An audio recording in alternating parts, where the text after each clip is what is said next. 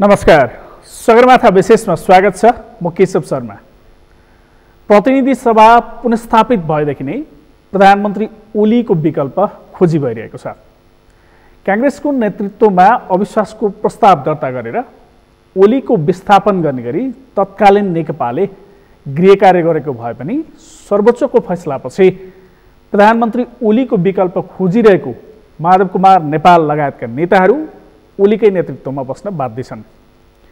सत्ता समीकरणका लागि दलहरूको दौडधुप जारी छ, तर अहिलेसम्म कुनै ठोस सहमति हुन सकेको छैन।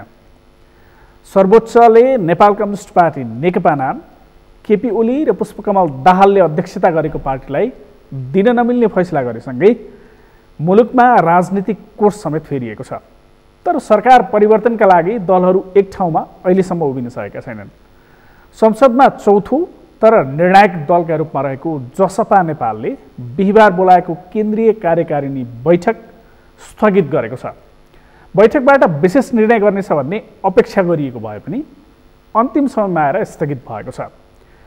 जसपाले कुसँगको सहकार्यलाई सहज ठानेर अघि बढ्छ भन्ने आम चासो रहेको भए पनि द्विधार देखिएको जसपाको बैठक नै बस्न सकेन।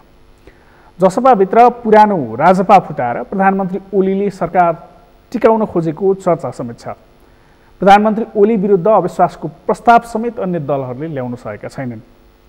अविश्वासको प्रस्ताव ल्याउँदा प्रधानमन्त्रीले विश्वासको मत लिन नसकेर काम चलाउ हुने, तर संसदको अर्को प्रधानमन्त्री चयन गर्न नसक्ने अवस्था आउने डरका कारण पनि यस्तो भएको विश्लेषण गरिएको छ। जनता समाजवादी पार्टी आफ्ना माग पुरा नभएसम्मका लागि तटस्थ बस्छौँ भने मात्र पनि नयाँ सरकार गठन हुने सम्भावना कम छ। यी सबै सम्भावनामा निर्णायक देखिएको जसपा नेपालको भूमिका कस्तो हुन्छ भन्ने विषयमा आज हामी कुराकानी गर्नेछौँ। हामीसँग कुराकानीका लागि जनता समाजवादी पार्टी नेपालका नेता गङ्गा श्रेष्ठ हामीसँग स्टुडियोमा हुनुहुन्छ। स्वागत छ यहाँलाई कार्यक्रममा। धन्यवाद। यो अहिले सबैको ध्यान, राजनीतिक दलहरूको पनि आम मानिसहरूको ध्यान पनि जसपा नेपालमा छ। यस्तो हुँदा अवसर र चुनौतीहरू चाहिँ के हुँदो रहेछन्? अवसरको कुरा गर्ने हो भने खास गरी गणितमा हामी चौथो हुँदाहुँदै सरकारको नेतृत्व गर्न सकिने सम्भावना बढेर गएको छ र हामीले हाम्रै नेतृत्वमा सरकार गठन गर्न सक्दाको अवस्थामा जसपा नेपालले विगतदेखि जो आफ्ना मागहरू एजेन्डाहरू अगाडि सार्दै आइराखेका छौँ हामी, अब ती मागहरूलाई पुरा गर्नको निम्ति, एजेन्डाहरूलाई पुरा गर्नको निम्ति एउटा सहजता हुन्छ। अब चुनौतीको कुरा गर्ने हो भनेदेखि अहिले विभिन्न दलहरूमा, राजनैतिक पार्टीहरूमा जुन ढङ्गको एउटा तरङ्गित भइराखेका छन्, स्वाभाविक रूपमा हाम्रो पार्टीभित्र पनि छलफल हुने, बहस हुने यो क्रम फेरि रहने कुरा भइहाल्यो। यसलाई मैले व्यक्तिगत रूपमा चुनौतीको रूपमा भन्दा पनि बढी अवसरको रूपमा बुझ्न चाहन्छु। चुनौती पनि त होला नि, जस्तो जसपा नेपालको कार्यकारिणी बैठक स्थगित भयो। आम मानिसले चासोका साथ हेरेको थियो जसपाले के निर्णय गर्छ भनेर। अन्य राजनीतिक दलहरूले पनि उसको निर्णयपछि आफूले के निर्णय गर्ने भनेर कुरेर बसे जस्तो देखिन्थ्यो। यो बेलामा बैठक नै स्थगित भयो, किन? बैठकमा हाम्रो आन्तरिक तयारी जति हामीले गर्नुपर्ने हुन्थ्यो, खास गरिकन हाम्रा शीर्ष 5 जना नेताहरूको बिचमा अलिकति आन्तरिक तयारी कमी भएको कारणले गर्दाखेरि एकाध दिन बैठक स्थगन गरौँ अनि त्यस पछाडि बैठक फेरि केन्द्रीय कार्यकारिणीको नै अगाडि बढौँ, बोलाउँ भन्ने खालको एउटा समझदारी हिजो बन्यो, जस अन्तर्गत केही दिनको लागि बैठक हामीले स्थगित गरेका छौँ। तयारी नपुगे कि मन नमिले? तयारी नपुगेको, मन नमिलेको होइन। अब कार्यकारिणी बैठक स्थगित भयो, त्यसपछि राजपाको समूहले चाहिँ इन्द्रेणी फुडल्यान्डमा कार्यक्रमै गरेछ, उनीहरूको बैठक नै बसेको छ। यसलाई त तयारी नपुगेको भन्न मिल्ला र मन नमिल्या भनेर धेरैले बाहिरबाट त्यसै गरी चर्चा गर्छन्। होइन, पार्टीभित्र यस्तो हुन्छ, एउटा पार्टी भनेको पनि एउटा जीवित वस्तु जस्तै हो। पार्टीभित्र अन्तर्विरोधहरू हुन्छन्। ती अन्तर्विरोधहरूमा पार्टीमा बहस हुन्छ, छलफल हुन्छ, त्यसलाई हामीले अन्यथा लिनु हुँदैन। र पार्टीभित्र छलफल र बहस हुनलाई नै विवाद भएको, मन नमिलेको, पार्टी फेरि विखण्डनतिर जान लागेको भन्ने खालको हामीले बुझ्नु पनि हुँदैन। र राजपाका साथीहरू उहाँहरू बस्नुभएको भन्ने मैले पनि सुनेको हो। अब अहिले जो गाँठो परिराखेको छ राष्ट्रिय राजनीतिमा र त्यो गाँठो फुकाउने चापी चाहिँ खास गरी अहिले जसपासँग आइपुगेको छ त्यसको बारेमा छलफल हुनु, बहस हुनु, त्यो त राम्रो कुरा हो नि। त्यसलाई हामीले त्यति अन्यथा लिनु तर विगतको इतिहासहरू हेर्ने हो भने जस्तो पटक पटक फुटेको भएको हुनाले अलि बढी शङ्का गर्ने ठाउँ आम मानिसलाई रह्यो। शङ्का पनि विश्वास पनि सँगसँगै गर्नुपर्छ। शङ्का गर्दा सँगै विश्वास गर्दा विश्वास यो पनि होइन। अब कतिपय मान्छेहरूलाई हिजो लागेको थियो नि त यी मधेसीहरू नाकाबन्दी गरे, भारतसँग मिले, के गरे भन्ने खालको थुप्रै आरोपहरू उहाँहरूलाई लगाइएको थियो। र अहिले यहाँसम्म आउँदाखेरि हिमाल, पहाड, तराई, मधेस सबै समुदायहरूलाई एकीकृत गरेर नयाँ ढङ्गबाट एउटा भावनात्मक रूपमै नेपाललाई एकता गर्नको निम्ति आज उहाँहरू जसरी जसपा बनाउनको निम्ति तयार हुनुभयो, हामी तयार भयौँ र एक ठाउँमा छौँ कि यो उपलब्धि होइन र फेरि यो विश्वास गर्नुपर्ने बाटो होइन र हो नि। त्यसो भएको हुनाले हामीले आशंका मात्रै होइन विश्वास पनि गर्नुपर्छ। तर प्रधानमन्त्री केपी शर्मा ओलीको ध्यान पनि जसपामा अनि अन्य राजनीतिक दलहरू जसले प्रधानमन्त्री केपी शर्मा ओलीलाई हटाएर नयाँ सरकार गठन गर्न चाहन्छन् तिनीहरूको ध्यान पनि जसपामा रहँदा त्यहाँभित्र दुई धार यसरी देखिया छ। जस्तो नेपाली कङ्ग्रेससँग पनि छलफल जारी राखेको छ जसपाले, प्रधानमन्त्री ओलीसँगै पनि छलफल गरेको छ, माओवादी केन्द्रसँग पनि गरेको छ र केही मानिसहरू जस्तो हामीहरूका लागि नेपाली कङ्ग्रेस, माओवादी केन्द्र र एमाले भने चाहिँ उस्तै हुन् भन्ने धारणाहरू राजेन्द्र महतो खास गरी महन्त ठाकुरहरूको यस्तो खालको धारणा आइराख्दा उहाँहरू चाहिँ त्यतापट्टि नजिक हुनुहुन्छ कि त्यता उहाँहरूको छलफल त्यसरी चलिरहेछ भन्ने बाहिर चाहिँ त्यसरी चर्चा आइरहेछ।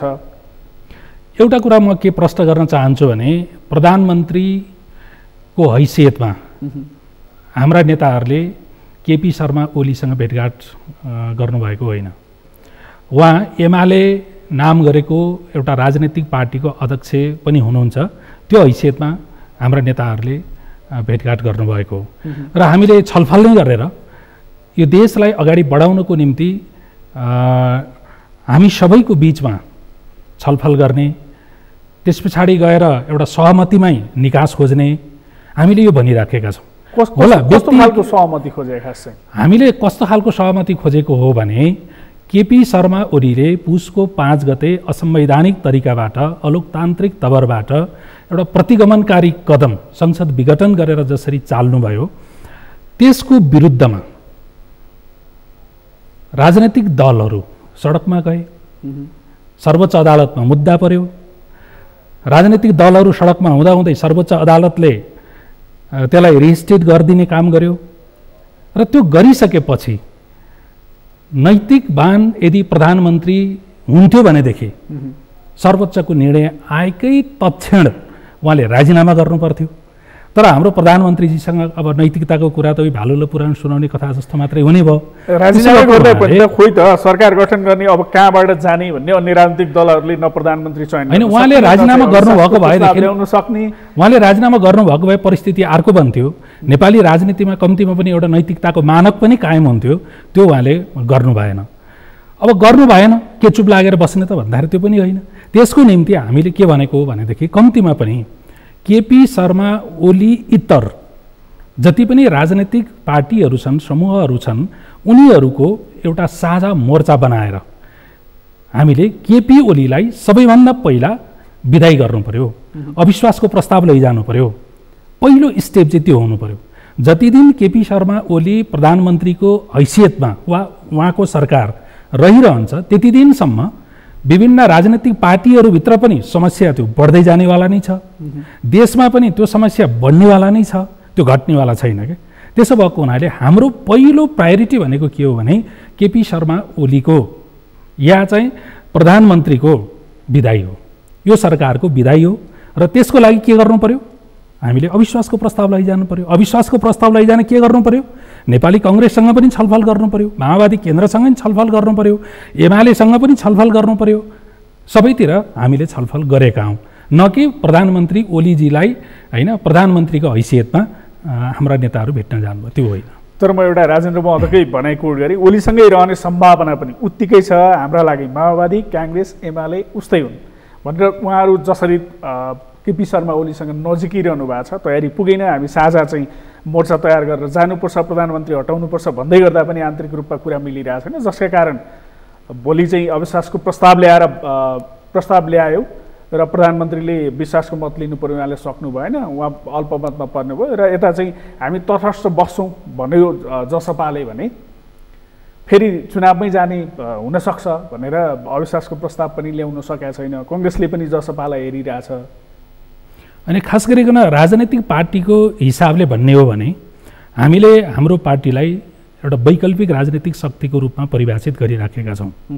न त नेपालमा रहेको परम्परागत साम्यवादी विचार दर्शनले काम गर्यो, न त पुँजीवादी विचार दर्शनले नै काम गर्यो। त्यसको विकल्पमा हामीले एउटा समुन्नत सङ्घीय समाजवाद भनेर एउटा नयाँ प्रस्तावना अगाडि सारेका छौँ। यो एङ्गलबाट हेर्दाखेरि हो एमाले पनि, त्यस पछाडि नेपाली कङ्ग्रेस पनि र माओवादी केन्द्र पनि समान देखिन्छन्।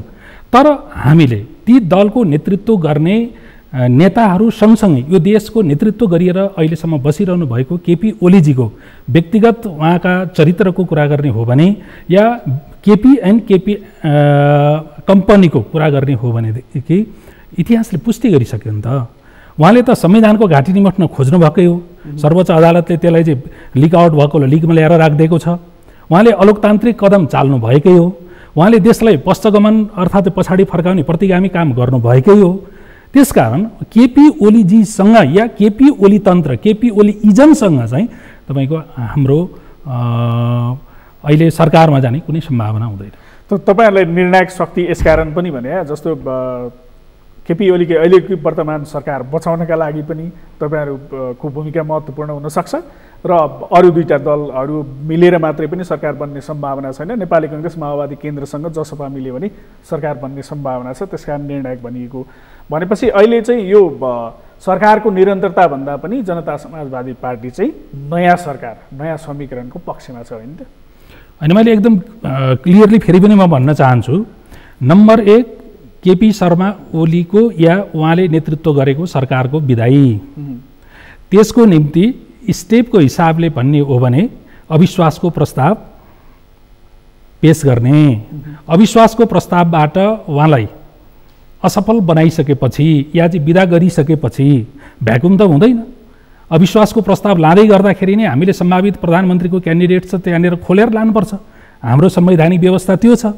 त्यसो भएको हुनाले हामीले उहाँको विदाईपछि एउटा नेचुरल खालको प्राकृतिक खालको एउटा गठबन्धन हामीले बनाउनु पर्ने हुन्छ र त्यसको निम्ति विभिन्न राजनीतिक पार्टीहरूसँग होइन छलफल गर्ने, मन्थन गर्ने कुराहरू रहन्छन्। त्यसो भएको हुनाले अहिले केपी ओलीजीकै निरन्तरता यो त सम्भव छैन।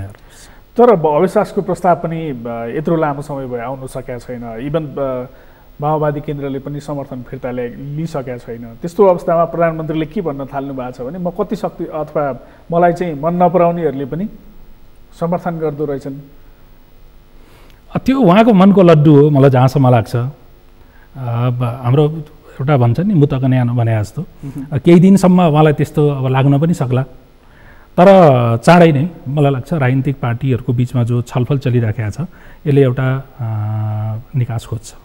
तपाईँहरूका मागहरू जस्तो जुन मागहरू छन् नि अहिले जति दलहरूसँग छलफल भइरहेछ कसले पुरा गर्छ अथवा कुन समूहसँग अगाडि गयो भने यी मागहरू पुरा हुन सक्छन् भन्ने लाग्छ? होइन, हाम्रो कुरा के छ भन्नु होला भने अब हामी चाहिँ तपाईँको कसैको पुच्छर बन्न चाहँदैनौँ क्या, भनेको आफै नेतृत्व गर्ने हो नि, किन नगर्ने? जसपा यो देशको नेतृत्व गर्न लायक छैन र जसपामा त्यसका नेतृत्व गर्न लायक प्रधानमन्त्री छैन र होइन, त्यो हाम्रो आन्तरिक कुरा हो, त्यो टुङ्गिहाल्छ, त्यो कुनै ठुलो कुरा होइन। त्यसो भएको हुनाले कङ्ग्रेसलाई अगाडि सारेर त्यहाँबाट माग पुरा होला कि त्यस्तो होइन, केपी ओलीजीको पछाडि लागेर त्यहाँबाट माग पुरा होला कि त्यस्तो होइन।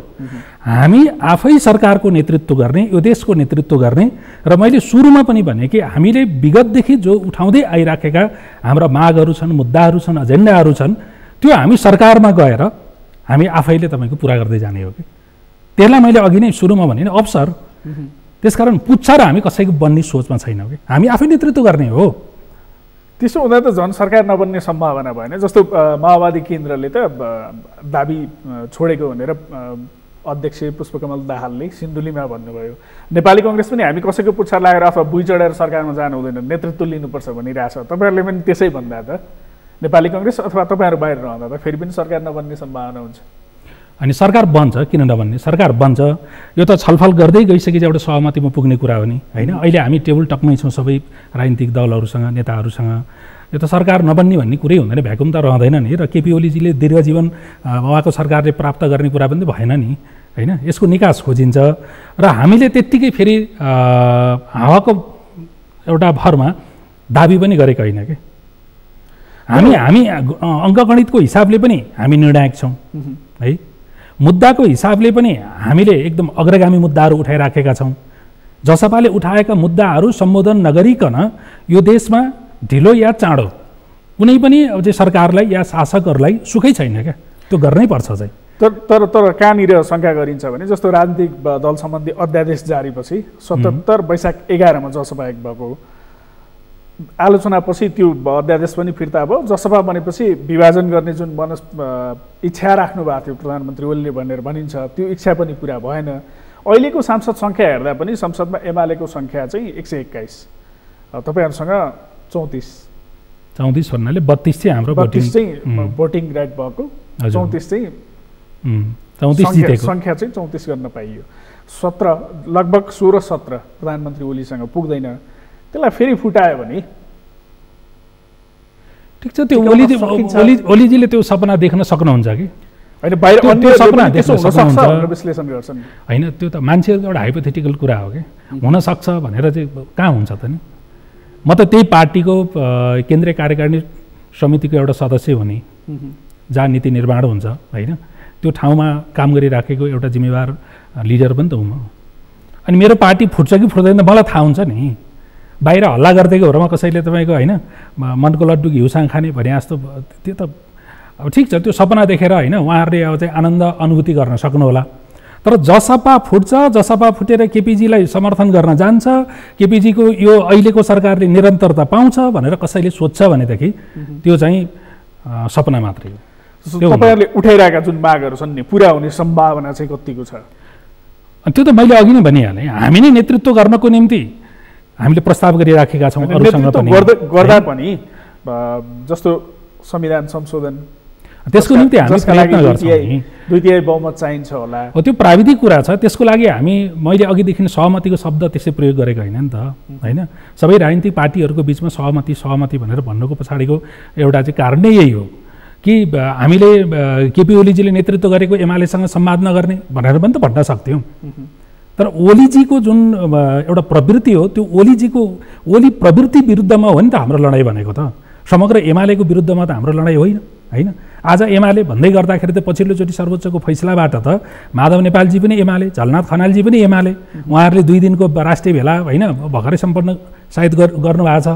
यो सबै अवस्थामा हेर्दाखेरि हाम्रो चाहिँ निशाना कहाँ हो भन्नु होला भने ओलीजीको जुन उद्दण्डता छ या चाहिँ ओली तन्त्र छ, होइन, जुन सर्वसत्तावादी सोच छ, त्यसको विरुद्धमा हो नि, एमाले पार्टीसँग त होइन। भनेको बाहिर बसेर त्यसरी सरकार निर्माण गर्यो भने ती मागहरू पुरा हुन सक्छन् भन्ने सम्भावना अझै जीवित छ भनेर खोज्नु भएको जस्तो। त्यसो हुँदै गर्दा पनि त प्रधानमन्त्री ओली त बाहिरिनुहुन्छ, उहाँको दल छ, जुन दलले समर्थन गरेन भने ती मुद्दाहरू त अझै पनि ओझेलमा पर्ने सम्भावना त त्यत्तिकै छ, होइन? उहाँले त्यस्तो नगर्नु होला, होइन? एउटा जिम्मेवार बन्नु पर्यो नि त। देशको 2-2 प्रधानमन्त्री भइसक्नु भएको एउटा दलको अहिले पनि उहाँ अध्यक्ष हुनुहुन्छ।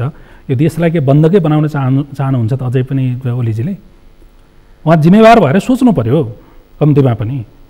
त्यसो हुँदा यी मागहरू हुन्, यी मागहरू पुरा भयो भने हामी सरकारमा सामेल हुन्छौँ भन्दै गर्दा त अहिले अन्य दलहरू त सरकारमा छैनन्। सरकारमा भएकै दलसँग माग पुरा गराउन सहज हुन्थ्यो होला नि त, होइन? अहिले भइराखेको जो केपी ओलीको नेतृत्वको सरकार छ, यो सरकारले माग पुरा गर्छ भन्ने त्यस्तो तपाईँको कुनै विश्वसनीय आधारहरू छैनन् क्या।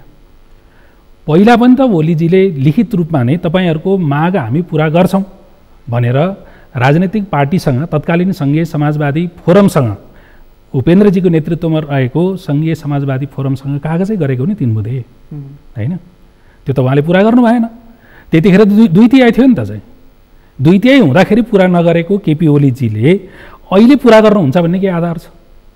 उहाँले त उल्टो त्यो दललाई फुटाउनको निम्ति होइन जसकेलाबाट चाहिँ बिल लिएर आउनुभयो, हुने नहुने सबै कामहरू उहाँले गर्नुभयो। अनि अहिले फेरि ओलीजीले त्यो माग पुरा गरिदेला भनेर तपाईँको पछि लाग्नु त्यो चाहिँ कुनै बुद्धिसङ्गत कुरा हुँदैन। त्यसो हुँदा त पुष्पकमल दाहाल पनि उहाँसँगै हुनुहुन्थ्यो। हुनुहुन्थ्यो, त्यसमा त पुष्पकमल दाहालजी चाहिँ एकदम असल राम्रो मैले त्यो भन्न खोजेको होइन नि, होइन। उहाँले पनि समीक्षा गर्नु पर्यो।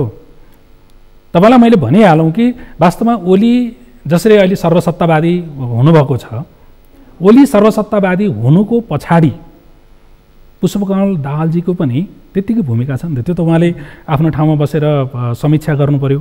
नेपाली जनतालाई जस्ताको तस्तै दुधका दुध पानीको पानी भन्नु पर्यो। र उहाँले भन्न पनि थाल्नु भएको छ कि मबाट गल्ती भयो, होइन, म चाहिँ अझै क्षमा चाहन्छु नेपाली जनताको अगाडि, उहाँले भन्न पनि थाल्नु भएको छ नि त। अब तपाईँहरूले संसदीय दलको नेता चयन गर्ने गरी अथवा चाहिँ कुनै त्यस्तो निर्णय जुन कार्यकारिणी समिति बैठक बस्न सकेन, अब कहिले बसेर त्यो खालको निर्णय आइसक्छ जसले नेपालमा नयाँ सरकार दिन्छ? हामी चाँडै नै गर्दैछौँ। जस्तो हिजो तपाईँले सुनिहाल्नुभयो, अघि पनि भनिसक्नुभयो कि पूर्व राजापाका साथीहरू उहाँहरू छलफल गर्नुभयो, हामी पनि छलफल गरि नै राखेका छौँ, होइन। अब यो छलफल गरिसके पछाडि कम्तीमा पनि एउटा धारणामा एकरूपता जब आउँछ त्यो चाँडै नै आउँछ र यो देशलाई जसपाले वास्तवमा एउटा निकास दिनको निम्ति नेतृत्वदायी भूमिका निर्वाह गर्छ। सो त्यति हुँदा पनि जस्तो नयाँ सरकार गठन भयो बन्यो भने पनि अहिले जस्तो 2/3 सरकार छ भने या थियो योभन्दा अगाडि थुप्रो आर्थिक समृद्धि लगायतका थुप्रै सपनाहरू थिए, ती पुरा हुन सकेनन्। 2/3 भनेकै सरकार चाहिँ सङ्कटमा छ अहिले।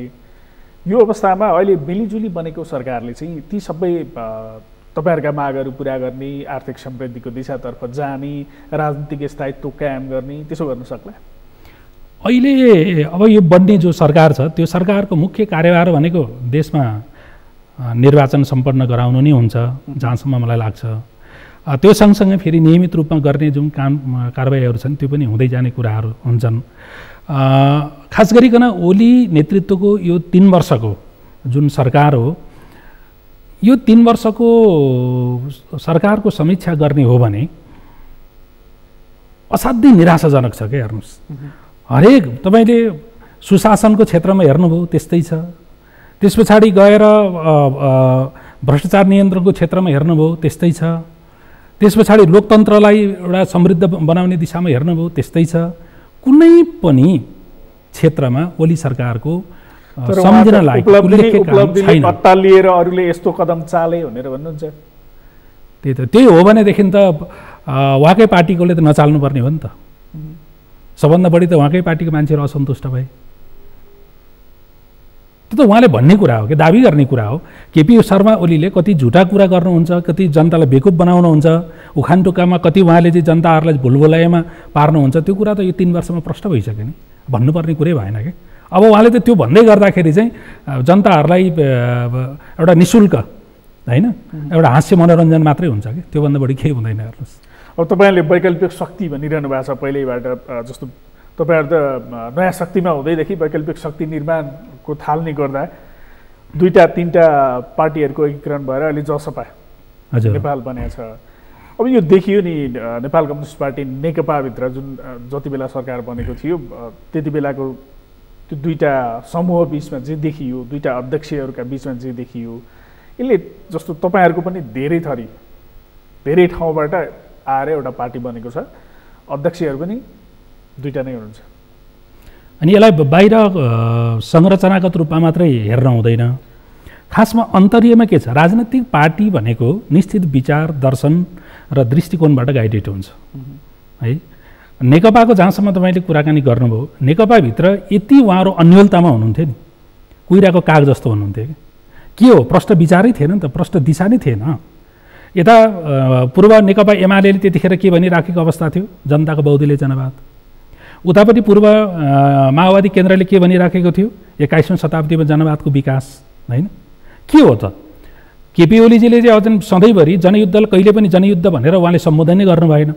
जनयुद्धलाई जहिले पनि उहाँले आतङ्ककारी क्रियाकलाप या गतिविधि भनेर दुत्कारी रहनुभयो र यतापट्टि प्रचण्ड कामरेडले सधैँभरि केपी ओलीलाई चाहिँ यो घोर दक्षिणपन्थी कम्युनिस्ट आन्दोलनको भनेर भनिरहनु भयो होइन। अब उहाँहरूको केही स्वार्थहरू थिए के, प्रचण्डजीको पनि केपीजीका पनि केही स्वार्थहरू थिए र त्यो स्वार्थको कारणले गर्दाखेरि तात्कालिक उहाँहरू वैचारिक रूपमा प्रष्टता नआइकन चाहिँ पार्टी मिलाइहाल्नुभयो, जसको कारण के भयो त भने अब अढाई वर्ष चाहिँ बाँडेर प्रधानमन्त्री होइन जुन जुन समूह अथवा जुन जुन दलबाट आएर एकीकरण भएको भयो नि वैचारिक त्यो त वैचारिक रूपमा त हामी वैचारिक रूपमा त प्रष्ट छौँ नि त होइन, वैचारिक रूपमा हामी प्रष्ट छौँ। त्यसो भएको हुनाले ठिक छ, हाम्रा कार्यशैलीगत हिसाबबाट हेर्दाखेरि अब कोही माओवादीबाट होला, कोही एमालेबाट होला, कोही कङ्ग्रेसबाट होला, कोही सद्भावनाबाट, कोही पूर्व फोरमबाट होइन, कोही चाहिँ तपाईँको तपलोबाट विभिन्न यस्ता खालको चाहिँ अब चाहिँ होलान् पृष्ठभूमिको हिसाबले कि। तर त्यो सबैलाई बाँध्ने कुरा के हो भन्नु होला भने जस्तो घर बनाउँदाखेरि त्यहाँ सिमेन्ट पनि, इँटा पनि, ढुङ्गा पनि, गिट्टी पनि सबै चिज हुन्छ नि, रड पनि, तर त्यो सबैलाई केले बाँध्छ भन्दाखेरि सिमेन्टको घोलले बाँध्छ क्या। त्यस्तै विचार भनेको चाहिँ त्यो सिमेन्टको घोल हो र चाहिँ हाम्रो पार्टीलाई त्यसले भनेको अहिले बाहिर जे देखिए पनि तपाईँहरूको पार्टीभित्र कुराकानी चाहिँ भइरहेछ, मत भिन्नता छैन, आफै सरकारमा गएर आफ्ना मागहरू पुरा गर्नुहुन्छ। हो, हामी त्यो छलफलमा छौँ, बहस गरिराखेका छौँ होइन। तर बाहिर भनेको जस्तो चाहिँ विवाद भएको, विखण्डन हुने यो चाहिँ त्यो काल्पनिक कुराहरू हुँदैन। हस्, यहाँसम्म आएर हामीलाई समय दिनुभयो, यहाँलाई धेरै धेरै धन्यवाद। हस्, मलाई पनि आफ्नो विचार र मेरो पार्टीको विचार आम नेपाली जनताको बिचमा राख्ने जो अवसर दिनुभयो त्यसको लागि धन्यवाद। उहाँ हुनुहुन्थ्यो जसपा नेपालका नेता गङ्गा श्रेष्ठ, हामीसँग कुराकानी गर्नुहुँदै। आजका लागि सगरमाथा विशेषको समय सकिएको छ। म केशव शर्मा बिदा हुन्छु। सगरमाथा टेलिभिजन हेर्दै गर्नुहोला। नमस्कार।